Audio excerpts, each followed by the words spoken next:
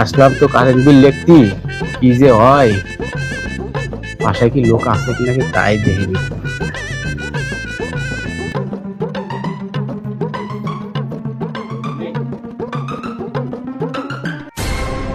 এ কিডা রে মিটারে রইনে? ও তুমি কারেন্ট থাকে না কিছু না, তুমি মিটারের বিল উঠাইতে আইছো?